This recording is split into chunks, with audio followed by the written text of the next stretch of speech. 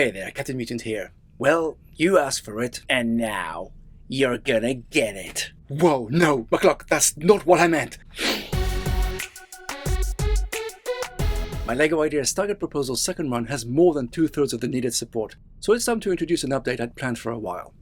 Last time I submitted my Stargate design, I also offered as an option an off-world base and a DHD, but those were hastily constructed as I was in a rush to take some outdoor photography. Captain, always in a rush. What can I say? Outdoor toy photographs are a lot of fun. But as a result of my haste, the DHD itself was a rather basic interpretation of the actual prop. Normally, there are two thin, curved, prong-like extensions pointing towards the gate, one on either side of the DHD. But what did I do? I totally ignored that and pretended it didn't exist. I don't think anyone noticed, though. You're right, no one commented on this. But that doesn't mean to say it didn't bug me. And I often thought, how could I include that part of the design? Well, I'm pleased to say that a little over a year later and well into my project's second run, I think I might have come up with a suitable solution. Why was it so hard? If you look online, there are tons of different LEGO DHD MOCs out there. Yes, there are. But if you look closely, you'll find they use either bricks or plates to represent those curved extensions. I wasn't happy with such a solution as it made it look way too bulky.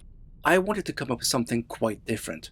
And while I was at it, I also altered the look of the DHD's main control panel. What was wrong with the original design? It was two curved dishes of different sizes stacked on top of each other. And the actual device has a large flat round surface upon which the dialing glyphs are placed in a dome-like shape. Ah yes, but a flat round piece of that size doesn't exist in LEGO's inventory, does it? Did you stack tiles on top of plates to replicate the effect? That would have made it way too bulky. However, there is a 4x4 part that is perfect for this, but it's extremely rare, having been only used once. Many thanks to the talented LEGO enthusiast Oliver Goetz, who reminded me of it. I then placed a standard 3x3 dish on top, and I think I was able to replicate that look pretty effectively. So, can we see it? Of course! Building at minifig scale is more often than not a compromise, and all things considered, I think my new DHD turned out pretty well. I have to agree, and I'm glad you kept the small curved action pieces around the base. Oh yes, I'm really pleased with those. But as Steve Jobs used to say, there is one more thing. I can't just use a plain dome piece for the top of the DHD, and I was able to convince the very kind and talented custom printing company Minifigs.me to print the glyphs on that part. Printing on curved shapes is actually pretty difficult, and I think they did an absolutely wonderful job. Damn, that is one cool looking DHD. Indeed! I believe it's high time for my model to go back outside, don't you? Absolutely. Let me know what you think in the comments, and onwards to the rest of the journey.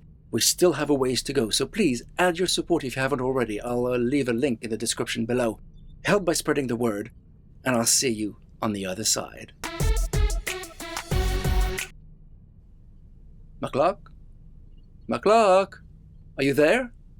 Are you okay? Hey, Mouse. What happened? Nothing. Everything's fine. If you don't mind, I have to add some corn to the matrix. Did you have a word with the captain? Yes, I did. And? He throws a mean left tentacle.